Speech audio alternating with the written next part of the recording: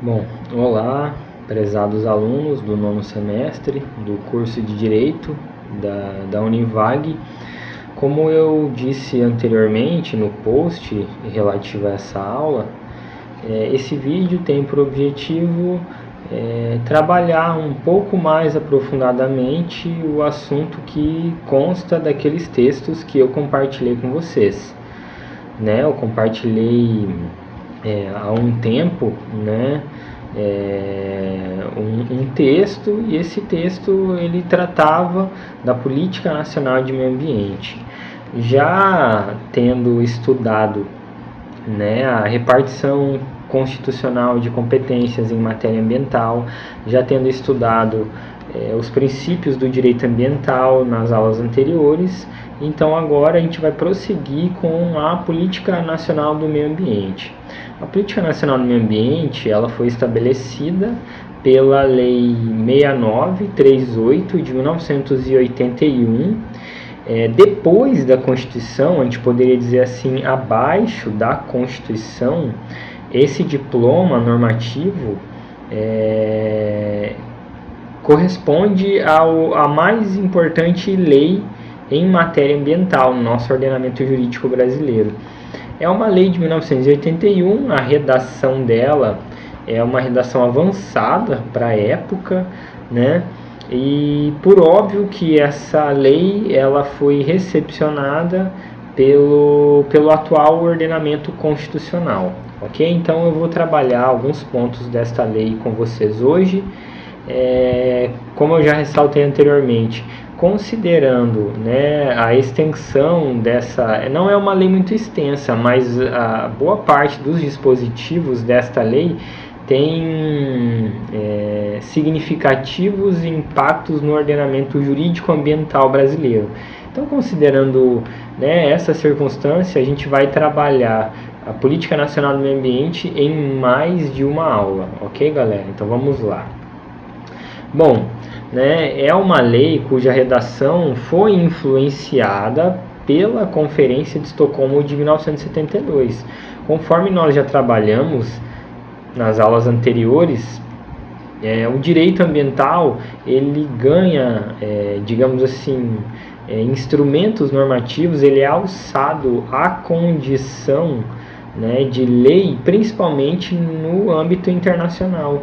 E a conferência, talvez o fato histórico, poderíamos colocar dessa maneira, o fato que marca o surgimento do direito ambiental internacional é justamente a Conferência de Estocolmo de 72. E na Conferência de Estocolmo de 1972 ficou caracterizado, como eu já disse para vocês, um conflito entre países ricos e países pobres. Enfim, ficou caracterizada a necessidade de se proteger o meio ambiente com mais efetividade. Posteriormente, houve um movimento nos ordenamentos jurídicos dos países que refletiram esses desdobramentos internacionais, esses movimentos ambientalistas internacionais realizados no âmbito da Organização das Nações Unidas, ok, galera? Bom, esse texto ele inaugura um tratamento jurídico mais holístico do meio ambiente, como eu já disse para vocês em sala de aula. Antes da Constituição Federal de 88, o meio ambiente ele era protegido no ordenamento jurídico brasileiro? Sim, ele era protegido no ordenamento jurídico brasileiro. Entretanto, essa proteção acontecia de maneira parcelada, fragmentada. O texto da Política Nacional de Meio Ambiente, da Lei 6938 de 81, já vislumbrava uma proteção jurídica holística, um tratamento jurídico mais holístico do meio ambiente. No entanto, embora esta lei fosse textualmente avançada, ou seja, a escrita dessa lei fosse avançada, essa lei ela não conseguiu alcançar os seus objetivos.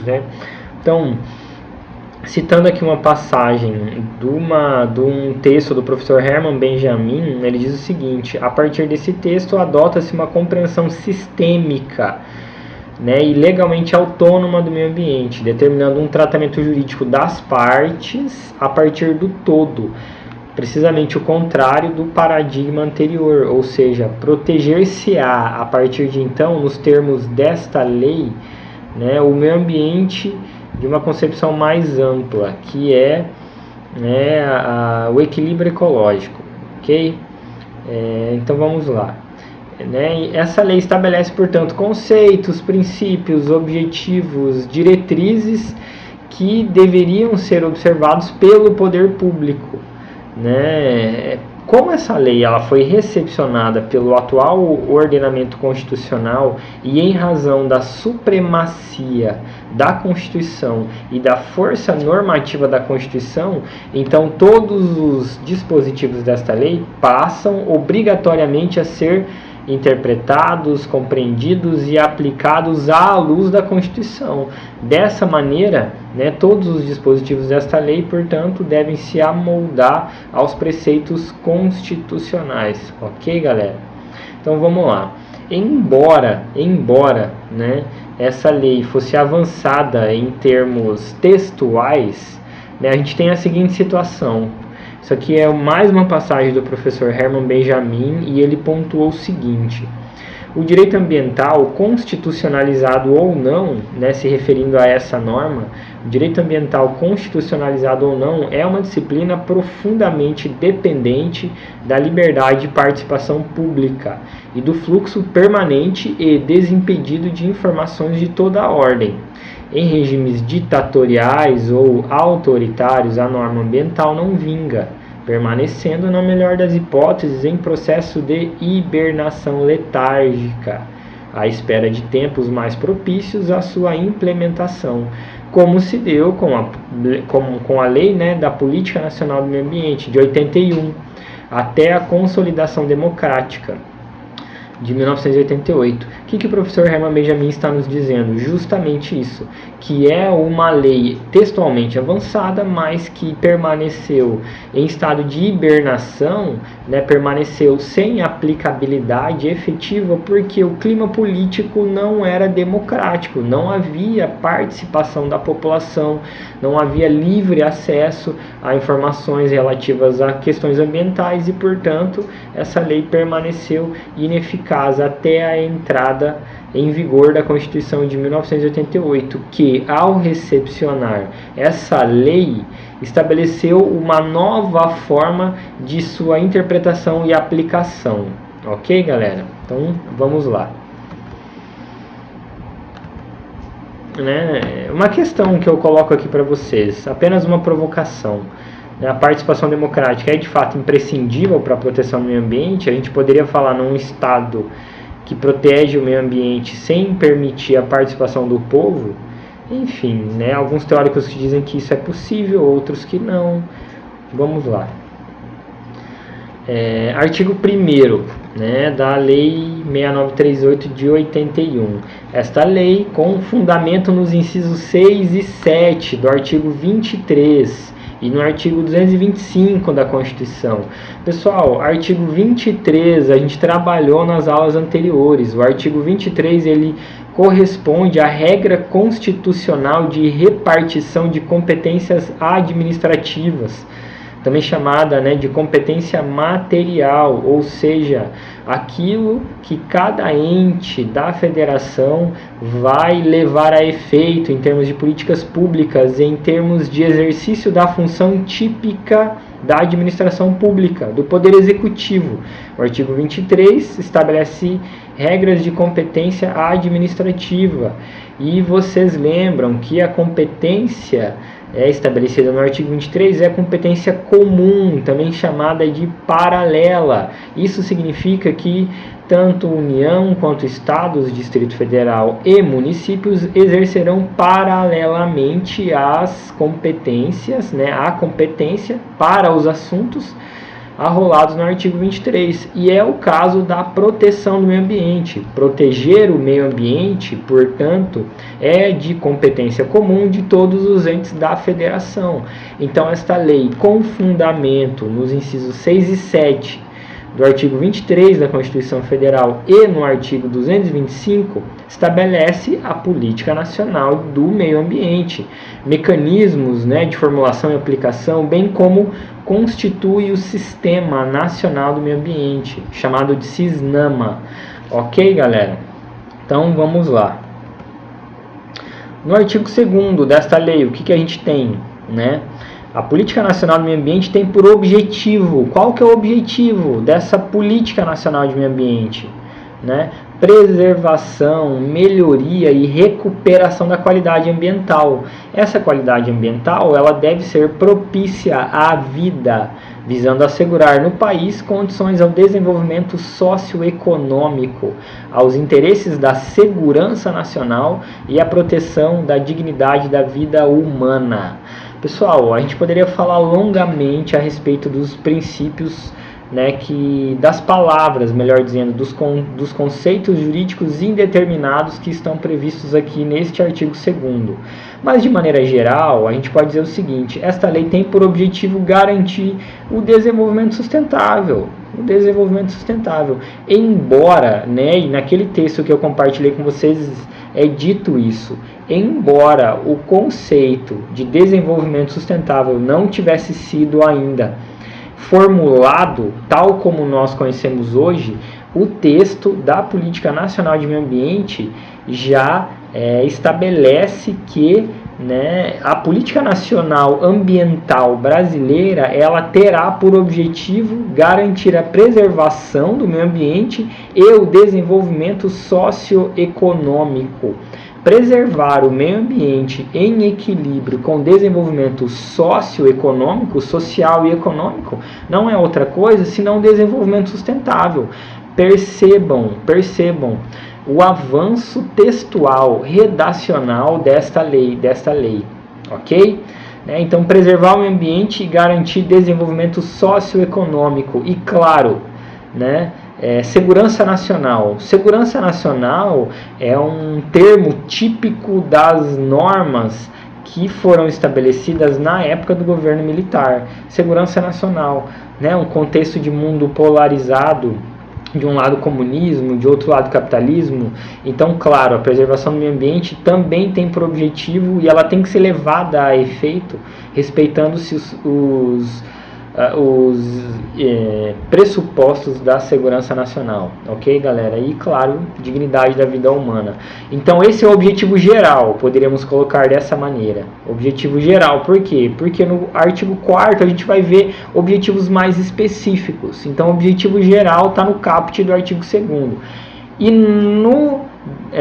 na consecução desse objetivo geral, quais são os princípios que devem ser levados em consideração? Então a gente vai ter agora, né, nos incisos do artigo 2º, um rol de princípios que deverão balizar a realização do objetivo, né, previsto no artigo 2º desta lei. Quais são esses princípios? Portanto, vamos lá. Ação governamental na manutenção do equilíbrio ecológico. Claro, equilíbrio ecológico, né, fundamental para a proteção do meio ambiente. Racionalização. Racionalizar é uso razoável do solo, subsolo, água e ar. Planejamento, fiscalização. Lembrando que fiscalização é poder de polícia. Ok? Proteção dos ecossistemas, controle e zoneamento das atividades.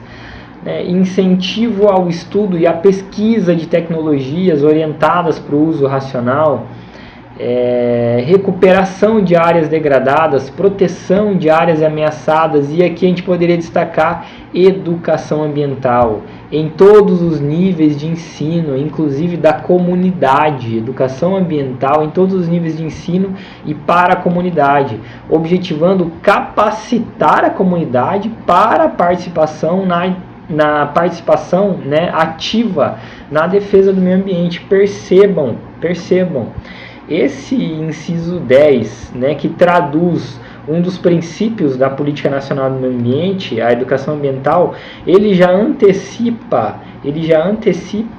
a necessidade de que a população também desenvolva ativamente, desenvolva ativamente o papel de proteção do meio ambiente, tal como, alguns anos depois, o legislador constituinte de 88 previu no caput do artigo 225.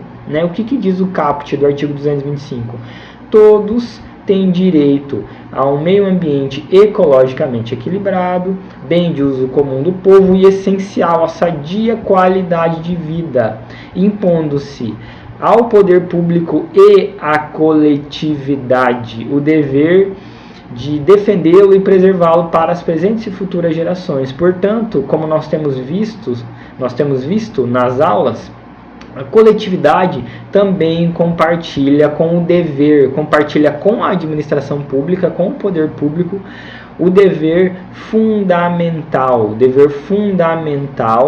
de cuidar do meio ambiente. E esse cuidado com o meio ambiente, o exercício desse dever por parte da coletividade, só pode se dar através de processos de conscientização da comunidade. Então a comunidade ela tem que ser conscientizada, a atuação da comunidade tem que ser consciente. Isso só poderá se dar através de processos de educação ambiental, que é um dos princípios da Política Nacional de Meio Ambiente, em conformidade com o artigo 225 da Constituição. Ok, galera? Então vamos lá. Artigo 4º, como eu disse para vocês, a gente tem então um objetivo geral no caput do artigo 2º da Constituição, e no artigo 4º a gente tem os objetivos específicos, poderíamos por assim dizer.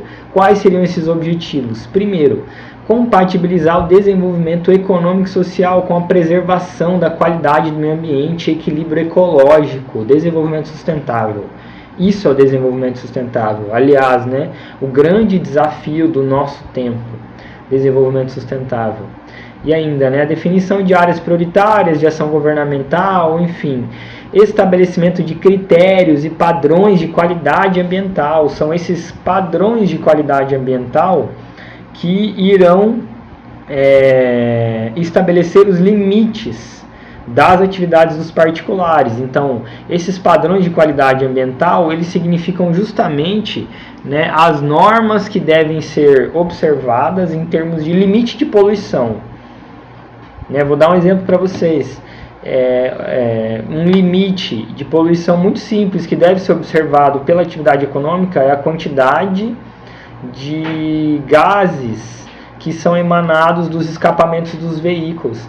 Para que os veículos possam ser vendidos aqui no Brasil, eles devem observar uma norma estabelecida aqui no Brasil que determina qual a quantidade de gases que pode ser expelida pelo escapamento de um carro, de um caminhão. Isso são critérios e padrões de qualidade ambiental. Ok, galera?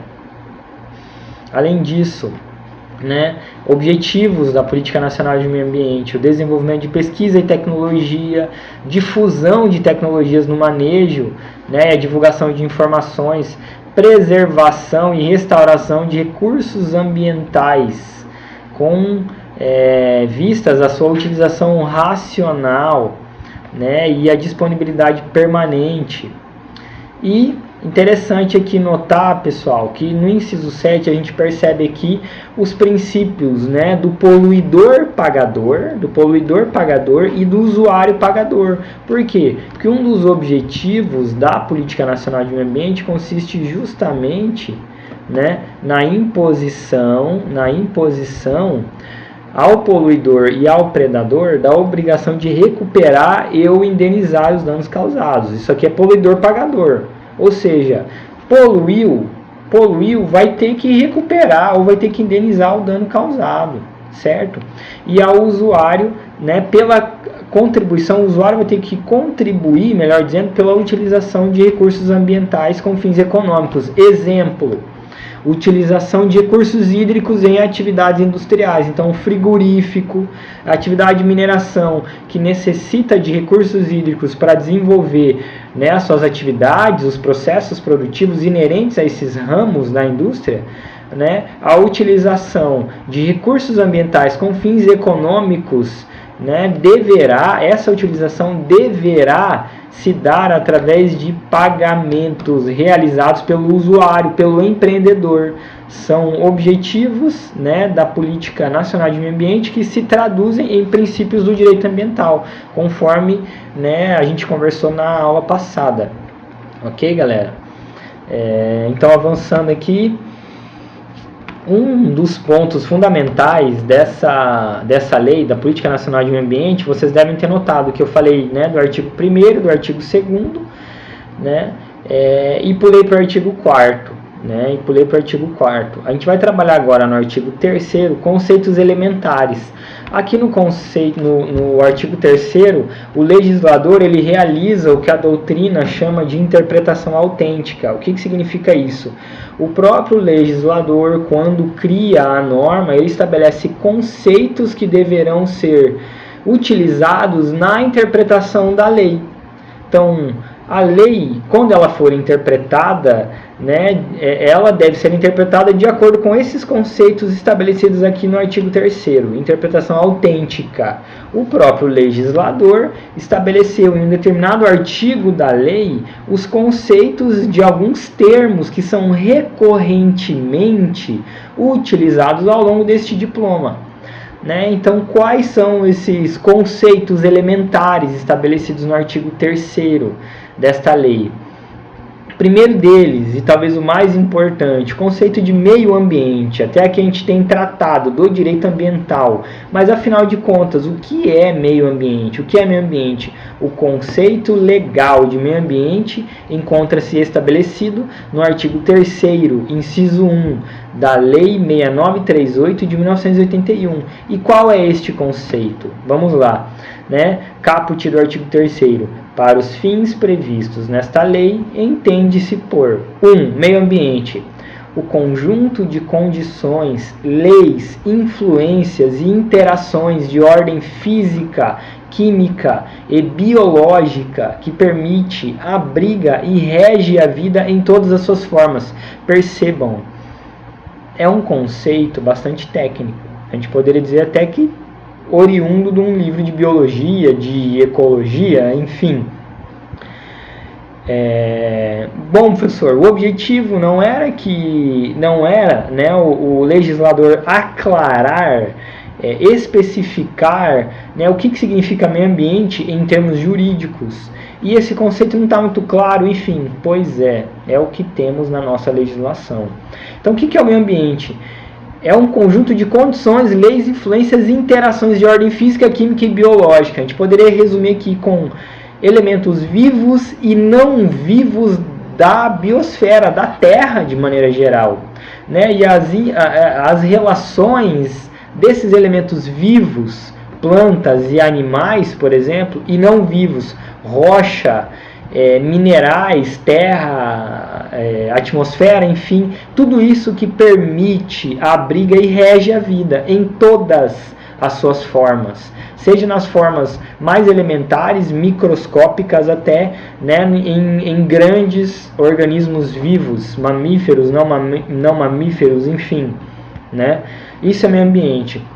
A fim de tornar claro, inteligível esse conceito técnico, né, então a gente pode nos socorrer de algumas lições doutrinárias. Então vamos lá. Na visão doutrinária, o que é meio ambiente? Essa lição eu tirei de um livro do professor José Afonso da Silva, chamado Direito Ambiental Constitucional. E o que o professor José Afonso da Silva nos explica, né?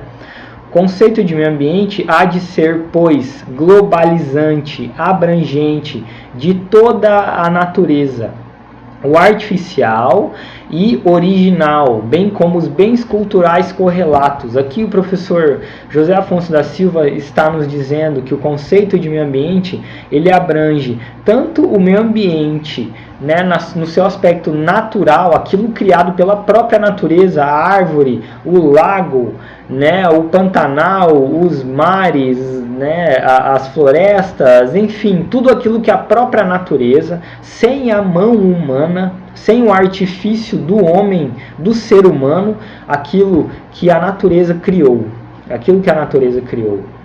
Mas, além desse meio ambiente, abrange também o meio ambiente artificial. O que é o artificial? É aquele criado pelo artifício, pela arte, pela técnica humana. Artificial, né, é aquilo que nós criamos nas cidades, aquilo que nós, através da arte, criamos, bem como os bens culturais correlatos, né, a cultura associada, compreendendo, portanto, o solo, a água, o ar, a flora, as belezas naturais, o patrimônio histórico, artístico, turístico, paisagístico e arquitetônico. O meio ambiente é, assim, a interação do conjunto de elementos naturais, artificiais e culturais que propiciam o desenvolvimento equilibrado da vida em todas as suas formas. Percebam, é um conceito bastante amplo. Meio ambiente no ordenamento jurídico brasileiro, ele é amplo. Basicamente, tanto natural quanto artificial. O artificial, ele ainda pode, né, se desdobrar no patrimônio cultural, como também no meio ambiente laboral, meio ambiente do trabalho, como nós veremos mais adiante. Ok, galera?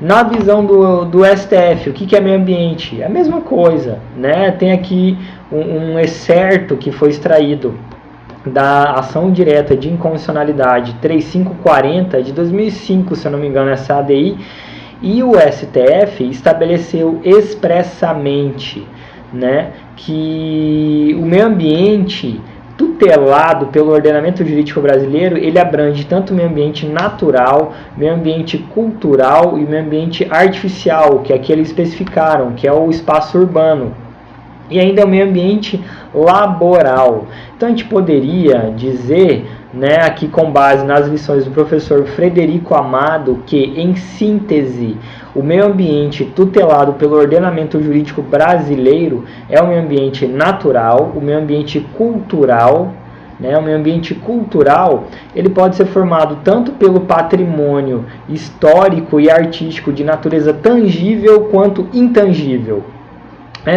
Bom, meio ambiente natural, acredito que esteja entendido já. Floresta, animais, né, vegetação, flora, aquilo que existe independentemente da criação humana. Já o ambiente cultural, né, e o ambiente artificial, bem como o laboral, eles resultam da atividade humana. Qual é a diferença, então, professor, do cultural, artificial e laboral? Cultural é aquilo que o ser humano... Desculpa, galera, esqueci de pegar um copo d'água, tá começando a coçar já, mas relaxa, né? Estou bem, de quarentena. O meio ambiente cultural é resultado da criação humana associado à cultura. Isso pode ser tanto tangível quanto intangível. Tangível são os monumentos arquitetônicos, por exemplo, né? Aquilo que é um prédio histórico, né? É alguma construção que tem um valor histórico ou um valor cultural significativo para, né, uma determinada sociedade. Isso faz parte do meio ambiente cultural, né? São formas de expressão do patrimônio cultural e pode ser material e imaterial. Como assim, professor, imaterial? O professor Frederico Amado, ele dá um exemplo do samba de roda do recôncavo baiano. Samba de roda, ele não tem materialidade, né? Então aquela roda de samba ali, enfim, ele tem materialidade na medida em que as pessoas sambam e cantam e realizam, né, uma atividade cultural, mas o samba de roda em si, essa cultura não tem materialidade, está na consciência das pessoas que realizam essa prática cultural. Outro exemplo, algumas línguas indígenas já foram tombadas como patrimônio histórico, patrimônio cultural imaterial. Por quê? Porque essas línguas indígenas, nos termos do artigo 231 da Constituição, o artigo 231 da Constituição, ele vai proteger especificamente os índios, né? E lá no 231 vai dizer expressamente que todos os bens necessários à reprodução material e cultural dos indígenas devem ser protegida pelo poder público. E os indígenas, para poderem reproduzir a sua cultura, necessitam de um espaço geográfico, um espaço ambiental com determinadas características. Né? E existem, como eu falei, algumas línguas indígenas que são patrimônio histórico e cultural imaterial. Isso também é considerado meio ambiente, em razão dessa concepção ampla de meio ambiente que é possível se depreender, é possível deduzir do texto do artigo 3º, inciso 1 da Lei da Política Nacional de Meio Ambiente. Ok, galera? Então, natural, cultural. Pois bem, cultural é aquilo que o homem produziu, seja material ou imaterial, e que tem algum aspecto cultural, se liga com a cultura, com a manifestação cultural. Já o artificial, ele também é formado por bens fruto da criação humana, mas ele não tem uma concepção cultural. Então, uma determinada casa, um determinado edifício, um conjunto de habitações, que é resultado, né, de criação do ser humano, de obras de engenharia, aquilo é um meio ambiente. São bens que integram, né, habitações, enfim, espaços onde as relações humanas se desenvolvem. Agora, se porventura acontece algum acidente ali, algum alagamento, enfim, aquilo, a depredação daqueles prédios, ele vai causar um prejuízo, né, ao meio ambiente artificial, mas aquilo ali não vai prejudicar a cultura daquela população, daquelas pessoas que viviam ali, a não ser que fosse um prédio histórico, um prédio cultural, né, de valor cultural expressivo. Né? Então o professor Frederico Amado, ele coloca assim: também formado por bens fruto da criação humana, mas que por exclusão não integram o patrimônio cultural, né, por lhes carecer valor histórico, ok? Né, naquele voto do STF que eu ainda compartilhei com vocês, eles colocam o artificial como meio ambiente urbano, ok? Por fim, laboral. Laboral é meio ambiente do trabalho. O local onde nós trabalhamos também tem que contar com adequadas condições de trabalho. Esse é o meio ambiente do trabalho. A previsão expressa, né, textual, está no artigo 200, inciso 8 da Constituição Federal. Ok, galera? Então vamos lá. Avançando aqui. Esse é o conceito de meio ambiente, então, que nós levaremos em consideração nas próximas aulas, daqui para frente. Além do conceito de meio ambiente, qual outro conceito muito importante que consta desse artigo 3º da Política Nacional de Meio Ambiente? Temos o conceito de degradação da qualidade ambiental. O que é degradação? É a alteração adversa das características do meio ambiente.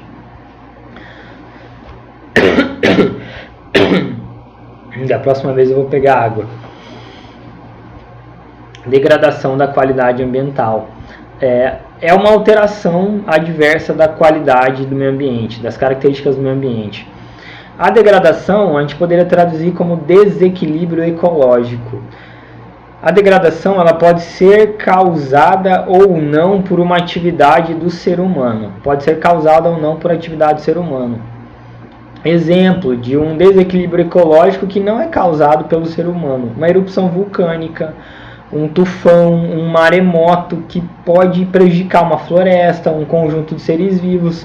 Isso é causado pela própria natureza e não por, né, influência do homem. Isso é uma degradação. Degradação significa desequilíbrio ecológico. E o que é a poluição? Percebam, o próprio texto coloca. A poluição é a degradação, ou seja, o desequilíbrio ecológico resultante de atividade do ser humano. Atividade que direta ou indiretamente prejudique a saúde, a segurança e o bem-estar da população. Crie condições adversas a atividades sociais e econômicas. Né? Percebam, esse inciso B ele prevê expressamente aqui, né, a proteção de um bem jurídico socioambiental,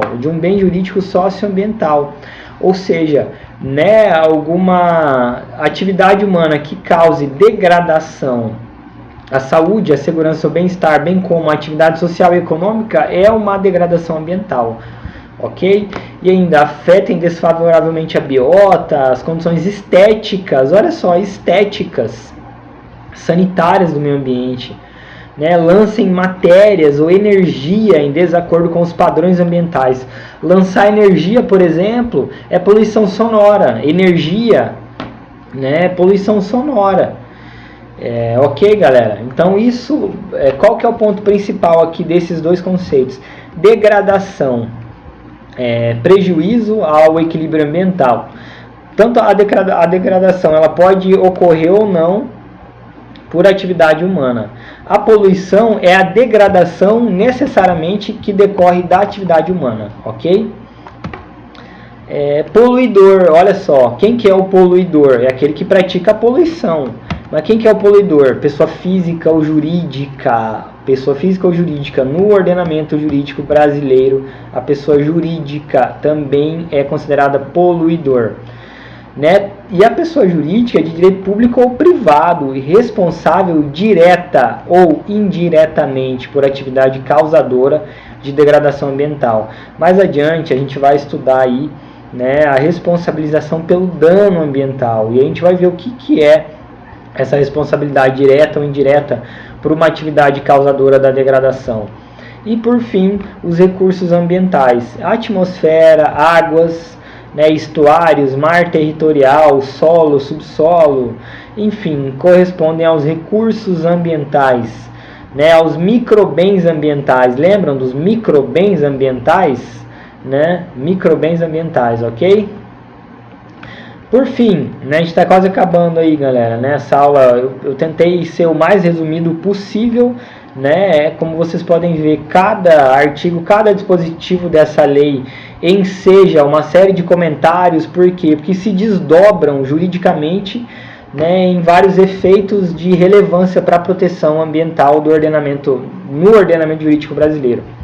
Então, o artigo 6º da Política Nacional de Meio Ambiente, dessa Lei 6938 de 1981, esse artigo 6º estabelece, né, o conjunto dos órgãos públicos federais, estaduais e municipais que se responsabilizarão pela proteção e melhoria da qualidade ambiental. Esses órgãos, né, federais, estaduais e municipais que vão implementar na prática a Política Nacional de Meio Ambiente, lembrando que a Política Nacional de Meio Ambiente ela tem por objetivo estabelecer as regras que vão possibilitar a realização da competência administrativa prevista no artigo 23 da Constituição Federal. Então, a Constituição Federal estabelece que a competência administrativa material, né, em questão ambiental, ela vai ser realizada comumente, paralelamente, né, pela União, Estados, Distrito Federal e municípios. Os órgãos da União, os órgãos estaduais, os órgãos municipais que vão levar a efeito essa Política Nacional de Meio Ambiente são os órgãos que compõem o Sistema Nacional de Meio Ambiente, o SISNAMA. E a estrutura básica do SISNAMA está prevista no artigo 6º dessa lei. Ok, galera? A gente vai estudar o SISNAMA na próxima aula. E aí, só para pontuar aqui que essa lei, né, já no artigo 14, no artigo 15, pontuou aí a responsabilidade, tanto administrativa quanto penal, em razão do dano ambiental. E aí a doutrina já afirma que tanto o artigo 14 quanto o artigo 15 foram tacitamente revogados pela Lei 9.605, que estabeleceu, né, tanto os crimes quanto as infrações ambientais. Mas o que importa destacar aqui a respeito desse artigo 14 é que permanece o parágrafo 1º do artigo 14, que diz o seguinte: independentemente da existência de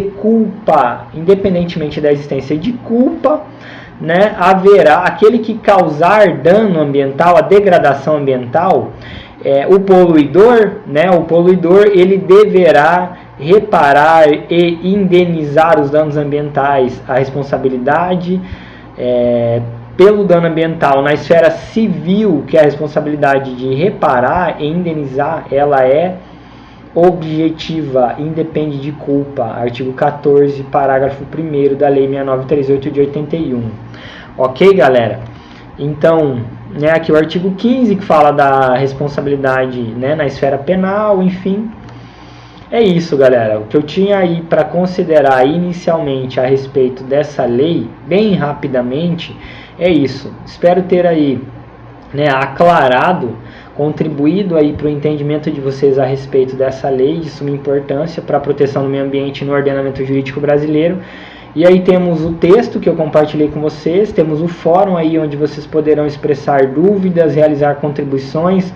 Estou à disposição para continuarmos estudando, né, o direito ambiental aí ao longo desse período de quarentena. As atividades não param e a gente segue através do AVA, ok, galera? É isso aí, muito obrigado pela atenção, grato pela compreensão e até a próxima. Falou, galera, valeu!